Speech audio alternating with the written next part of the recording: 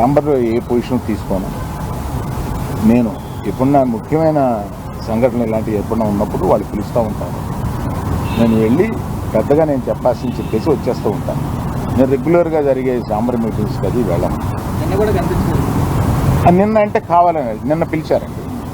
నేను మేము మూసేస్తాం, మీరు రండి మాట్లాడతాం, అది నచ్చలేదు కనుక నేను వెళ్ళలేదు.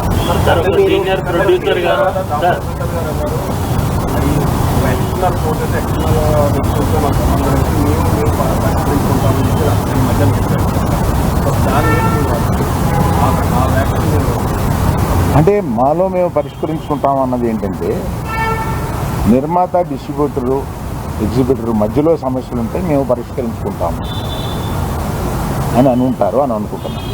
ఇండస్ట్రీకి ఇంత ఇంపాక్ట్ చేసే ఒక సమస్య వచ్చినప్పుడు మాట్లాడకపోవడం కూడా మీరు మీకు నచ్చలేదని చెప్పారు. మాట్లాడటం కూడా అంటే అగౌరవం పెద్ద వ్యక్తి ఇందులో ఇన్ని సంవత్సరాలు జర్నీ ఉంది మీకు, మీరు మాట్లాడకపోవడం కూడా ఇబ్బంది కదా. అవునండి, అందుకనే మీరు చెప్పాల్సింది కదా. అవునండి, ఒక్క ఎగ్జిబిటర్ చెప్పకుండా టోటల్గా ఆంధ్రప్రదేశ్ చేయడం తెలంగాణకి చెబుదా వచ్చాను.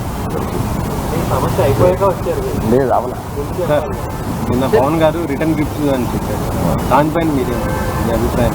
నిజమే కదండి, పవన్ కళ్యాణ్ గారు బాధపడింది 100% నిజం. ఆయన సినిమా వస్తుంటే మేము థియేటర్ మూసేస్తాం అని అంటే ఆయన బెదిరిస్తున్నారా ఏంటి? అంటే నిన్న వాళ్ళు చెప్పడం ఏంటంటే మేము ఎప్పుడు ఇక్కడ కూడా అఫీషియల్గా థియేటర్స్ని మేము మూసేస్తున్నామని ఎవరు అఫీషియల్గా రిలీజ్ చేయలేదు. ఇది కేవలం ప్రచారం జరిగింది, దీనికే విచారణలో అని వాళ్ళు చెప్పడం జరుగుతుందని కూడా. అండ్ ఇంకో విషయం ఏంటంటే, మీరు ఆ నలుగురు లేకపోయినా ఇండస్ట్రీలో ఒక పెద్దగా మీరెందుకని ఇనిషియేషన్ తీసుకోలేదు అంటే వెళ్ళి కలవాలి లేదా నిజంగా యూనిటీ అనేటువంటిది ఇప్పుడు ప్రస్తుతం ఉన్నటువంటి మీరు అన్నట్టు ఆ 3 బాడీస్ ఉండగా ఏ ఇండివిజువల్ వచ్చి తీసుకోవాలి, బాడీస్ తీసుకోవాలి. నేను కూడా వీటిలో యాక్టివ్గా లేను, కానీ నా సపోర్ట్ ఎక్కువ నాకు ఉంటుంది. ఏదైనా సమస్య వచ్చినప్పుడు నేను వెళ్తూ ఉంటాను, సపోర్టు నన్ను అడుగుతూ ఉంటారు. నా అభిప్రాయం వాళ్ళు నన్ను నిర్లక్ష్యం చేస్తారని కాదు, తప్పకుండా పెద్ద సమస్య వచ్చినప్పుడల్లా నన్ను పిలిచి మాట్లాడుతూ ఉంటాను. జరుగుతున్న పరిణామాలన్నీ చూస్తే నిజంగా ఆయన సినిమా విడుదలకు ముందు కుట్రగానే భావించవచ్చా? థియేటర్లు బంద్ చేయాలనేది ఒక కుట్రగానే భావించవచ్చా? లేదండి, అది నేను కొంతమందితో మాట్లాడితే ఇది తాత్కాలికం. మేము టెంపరీగా అనుకున్నదే తప్ప ప్రత్యేకంగా ఆయన సినిమా మీద మేము వ్యతిరేకతతోటి అన్నది కాదు అని అంటారు, కానీ అనేటప్పుడు ఆలోచించుకోవాలి. ఆ సినిమా ఉంది కదా. మీ అవగాహన మేరకు ఉన్న 1600 థియేటర్లు ఎన్ని లీజుల్లో ఉన్నాయి? సరైన లెక్క నా దగ్గర లేదండి. మెజారిటీ లేవండి, మెజారిటీ ఇండివిజువల్స్ దగ్గరే ఉన్నాయి. ఇది చాలా మంది అనుకుంటారు. ఇందులో ఈ 1500లో ఒక కనీసం 500, 600, 700, 800 వీళ్ళ దగ్గర ఉన్నాయేమో అని. అలా లేవండి, చాలా మంది ఇండిపెండెంట్. తెలంగాణలో మల్టీప్లెక్స్లు ఉన్నాయండి. మల్టీప్లెక్స్లు అన్నీ కలిపి 3 కంపెనీల దగ్గర 4 కంపెనీల దగ్గర ఉంటాయి. మిగతా ఇండిపెండెంట్ థియేటర్లు కొంతమంది గ్రూప్స్ దగ్గర ఉన్నాయి. అది కాకుండా ఇండిపెండెంట్గా థియేటర్స్ బోల్డ్ ఉన్నాయి. గుత్తాధిపత్యం లేదు అనేది కాదండి. మీరు దయచేసి తిప్పి అడగండి. నేనేం చెప్తున్నానంటే, దాన్ని గుత్తాధిపత్యం అంటారో ఒకళ్ళకే. ఇప్పుడు ఏషియన్ ఉందండి for example, number of screens ఉన్నాయి.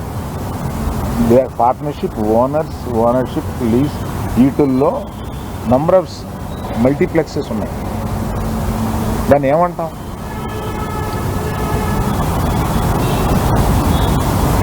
మీరేదో అడుగుతున్నారు. పర్సంటేజ్ విధానం మనకు తెలిస్తే స్టాండర్డ్ థియేటర్ కూడా లీజ్ ఓనర్షిప్ ఎక్కువ బెనిఫిట్ అవుతుంది అని ఒక టాప్ అయితే ఉంది. దానితో నేను ఏకీభవిస్తున్నాను. అసలు అప్పుడైతే థియేటర్లకి ఏం జరుగుతుందంటే అది మరి దాన్ని సపోర్ట్ చేయాల్సింది.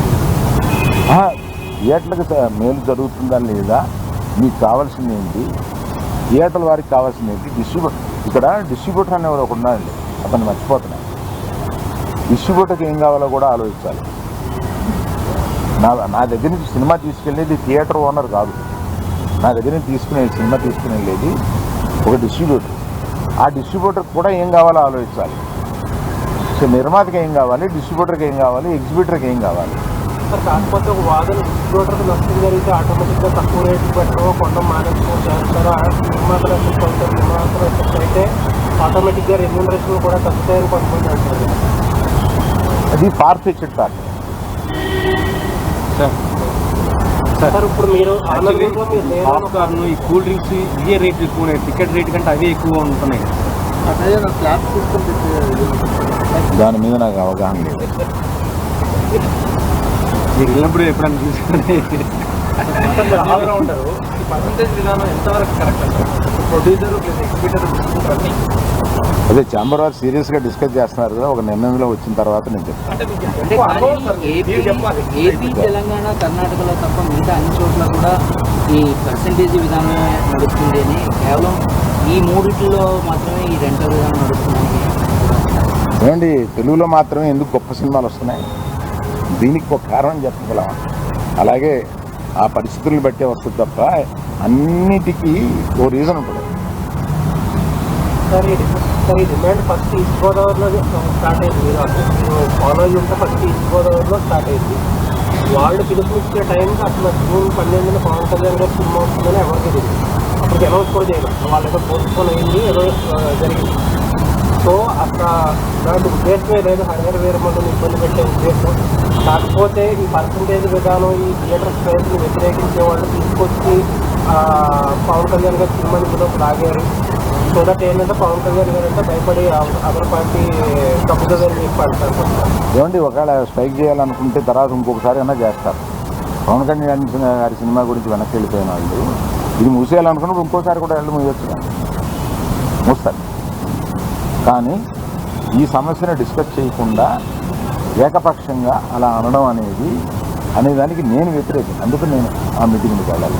మీరు థియేటర్స్ మీద మీకుండే శక్తి మీ ముందు మీరు ఇప్పుడే చెప్పారు. బట్ జెన్యూన్ కాజులో సఫర్ అయ్యే వాళ్ళు కూడా ఉన్నారు. ఇప్పుడు మొత్తం అదంతా సైడ్ ట్రాక్ అయిపోయి ఇప్పుడు మొత్తం పవన్ కళ్యాణ్ గారు చూస్తారు, హరియాణ గారు చూస్తారు, తిరుగుతుంది. ఆ ఇష్యూ లేకపోతే మీరు బయట పెట్టేవారు కాదు. దీన్ని ఎలా చూడండి? మీరు చెప్పిన దాంట్లో ప్రశ్న ఏం లేదు, ఎలా చూడొచ్చు అంటే ఇప్పుడు ఇష్యూ అంతా అసలు ఏది ఇష్యూ అంతా సైడ్ ట్రాక్ అయిపోయింది. ఎవరో దాని గురించి మాట్లాడుతుంది. ఇప్పుడు మొత్తం మాట్లాడేదంతా హరియాణ. అది మీ అభిప్రాయం అయితే ఇక్కడికి వచ్చి చెప్పండి. స్ట్రైక్స్ జరిగింది సార్, పైరసీ మీద ఒకసారి, లేదా ఆర్టిస్ట్ రెమ్యునేషన్ మీద ఒకసారి, ఇప్పుడు రేట్లు బంద్ అవుతుంది, ఇష్యూ ఒకటి వచ్చింది. కానీ ఏది ఒక సొల్యూషన్ పద్ధతిలో ఏం జరిగిందండి? సొల్యూషన్ వైపుగా ఈ బంద్లు ఎంతవరకు ఉపయోగపడింది? అంటే ఏది సొల్యూషన్ జరగకపోతే ఏ ట్రేడ్ బాడీస్ ఇంతకాలం నిలవవు. ఇంతకాలం నిలవడానికి ట్రేడ్ బాడీస్ మన ఛాంబర్ పెట్టి 40-45 సంవత్సరాలు అవుతుందండి. ఇంకా పైన ఉందండి, నాకు కరెక్ట్గా తెలియదు. ఈ ట్రేడ్ బాడీలో కూర్చుని చాలా సమస్యలు పరిష్కరిస్తారు. గిల్డ్ కూడా ఒకటి మొదలైంది. అవును, గిల్డ్ కూడా ఒకటి మొదలైంది. అది కూడా ప్రొడ్యూసర్స్ మెయిల్ జరిగేది అనుకుంటున్నాను. అవును. ఇప్పుడు ప్రస్తుతం గిల్డ్ వల్ల ప్రొడ్యూసర్స్కి ఎక్కువ మేలు జరుగుతుంది అని నేను అనుకుంటున్నాను. సార్, మరి భవిష్యత్తులో ఎప్పుడైనా ఇండస్ట్రీ నుంచి మరి ఏపీ గవర్నమెంట్ కలవడానికి ఏమైనా అవకాశం? మర్యాదపూర్వకంగా కలవలేదు అనేది కూడా అవునండి, దానికి నేను కూడా చాలా బాధపడతాను. జరిగే అవకాశం. థ్యాంక్ యూ అండి. సార్ ఒక లాస్ట్ సార్, క్యూబ్ కంపెనీలో మీకు ఏమైనా వాటా ఉందా? క్యూ కంపెనీలో నాకు వాటా లేదు. క్యూబ్ మీ చేతుల్లో, యూఎఫ్ఓ సురేష్ బాబు గారి చేతుల్లో ఉంది. అందుకనే థియేటర్స్ కొంచెం సఫర్ అవుతున్నాయని బయట ఒక టాక్ లేదు. యూఎఫ్ఓ సురేష్ బాబు గారి చేతిలో లేదు. క్యూబ్లో నేను పార్ట్నర్ కాదు.